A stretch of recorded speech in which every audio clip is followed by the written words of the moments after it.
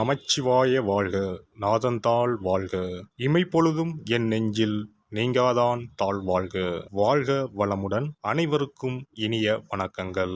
நிகழும் ஸ்ரீ மங்களகரமான விசுவாச ஆண்டு ஆவணி மாதம் 16ஆம் நாள் திங்கட்கிழமை அன்று நவமி திதியில் கேட்டை நட்சத்திரத்தில் விஸ்வகம்பம் நாமயோகத்தில் பாலவம் கர்ணத்தில் சித்தயோகம் கூடிய நன்னாளில் இந்த சீர்மிகு செப்டம்பர் மாதம் பிறக்கிறது. இம்மாத கிரகப்பெயர்ச்சி என எடுத்துக்கொண்டால் சுக்கிர பகவான் 14ஆம் தேதி கடகராசியில் இருந்து சிம்ம ராசிக்கு பயிற்சியாகின்றார். புதன் பகவான் 15ஆம் தேதி சிம்ம ராசியில் இருந்து கன்னிராசிக்கு பயிற்சியாகின்றார். சூரிய பகவான் 16ஆம் தேதி சிம்ம ராசியில் இருந்து கன்னிராசிக்கு பயிற்சியாகின்றார். செவ்வாய் பகவான் கன்னிராசியில் இருந்து துலாம் ராசிக்கு 13ஆம் தேதி பயிற்சியாகின்றார்.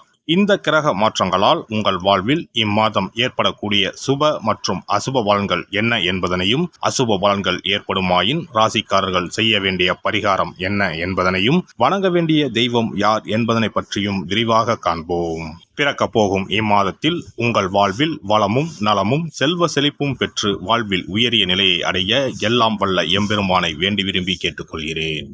துலாம் ராசி அன்பர்களே, இந்த மாதம் சின்ன விஷயங்களுக்கு கூட உங்களுக்கு கோபம் வரலாம். எனவே கோபத்தை கட்டுப்படுத்துவதன் மூலம் காரியங்கள் சாதகமாக நடைபெறும். எதிர்பாராத பண தேவை உண்டாகும். அதனை சாமர்த்தியமாக சமாளிப்பீர்கள். எதிலும் இழுபறியான நிலை காணப்படும். அடுத்தவர்களால் தொல்லைகள் உண்டாகலாம். கவனம் தேவை.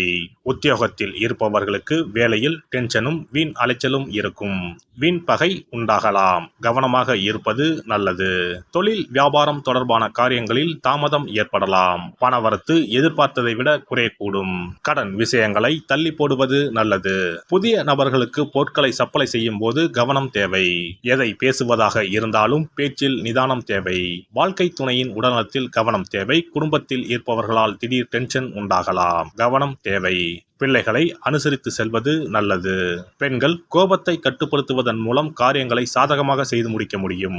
எதிர்பார்த்த தகவல் தாமதப்படலாம். கலைத்துறையினருக்கு சொத்துக்களை அடைவதில் தடைகள் ஏற்படும். உயர்நிலையில் உள்ளவர்களுடன் மன வருத்தம் ஏற்படும்படியான சூழ்நிலை வரும். உடல் ஆரோக்கியம் பாதிக்கப்படலாம். கவனம் தேவை. வாகனங்கள் மூலம் செலவுகள் உண்டாகலாம்.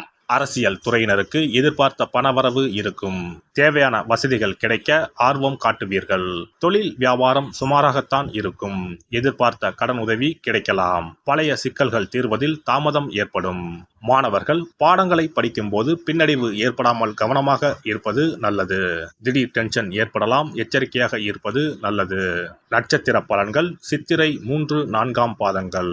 இந்த மாதம் குடும்பத்தில் தேவையற்ற பிரச்சனைகள் தலை தூக்க செய்யும். எனவே சாதுரியமாக பேசி எதையும் சமாளிப்பது நல்லது. பொதுவான காரியங்களில் ஈடுபடும் போது கவனமாக இருப்பது நல்லது. வாகனங்களை பயன்படுத்தும் போது எச்சரிக்கை தேவை. சுவாதி நட்சத்திரம். இந்த மாதம் எந்த ஒரு விவகாரத்தையும் எதிர்கொள்ளும் மன வலிமை உண்டாகும். எதிலும் கூடுதல் கவனத்துடன் இருப்பது நல்லது.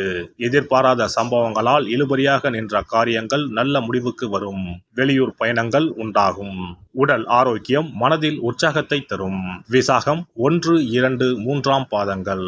இந்த மாதம் தொழில் வியாபாரத்தில் இருப்பவர்கள் சற்று கூடுதலாக உழைக்க வேண்டியிருக்கும். கடன் பிரச்சனைகள் குறையும். போட்டிகள் நீங்கும். வரவேண்டிய பழைய பாக்கிகள் வசூலாகும். உத்தியோகஸ்தர்களுக்கு மறைமுக எதிர்ப்புகள் நீங்கும். மேல் அதிகாரிகளின் ஆதரவு கிடைக்கும். திறமையான செயல்கள் மூலம் பாராட்டுகளை பெறுவீர்கள். மாரியம்மனை வெள்ளிக்கிழமையில் தீபம் ஏற்றி வழிபட சகல நன்மைகளும் உண்டாகும். தடை தாமதம் நீங்கும். சிறப்பு பரிகாரம். சொந்த வீடு அமைவதற்கு ஆன்மீக பரிகாரம். சொந்த வீடு கனவு நிறைவேற வேண்டும் என்பதற்காக எத்தனையோ கோவிலுக்கு சென்று எத்தனையோ பூஜை வழிபாடு என செய்தும் ஒன்றும் நடக்கவில்லை என்பவர்கள் வீட்டிலேயே இந்த எளிய பரிகாரத்தை செய்து வந்தால் நல்ல பலன் கிடைக்கும். எளிமையான இந்த 2 பரிகாரங்களை செய்து வந்தால் விரைவில் சொந்த வீடு யோகம் அமையும்.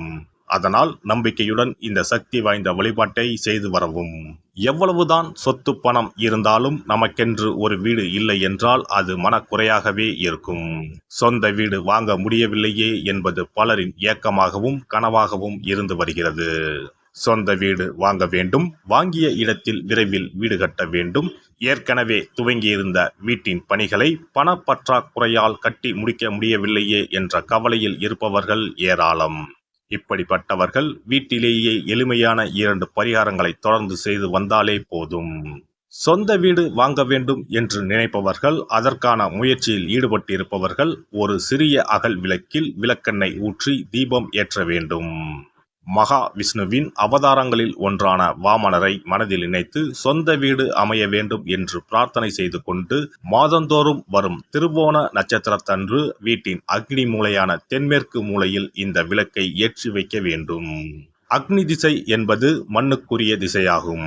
அதாவது அங்காரகன் எனப்படும் செவ்வாய் பகவானுக்கு உரிய திசை இதுவாகும். 3 அடி மண் கேட்டு 3 உலகையும் அளந்தவர் வாமனன். அதனால் அவரை நினைத்து பால் பாயசம் நிவேதனமாக படைத்து வழிபட்டு வந்தால் விரைவில் சொந்த வீடு யோகம் அமையும்.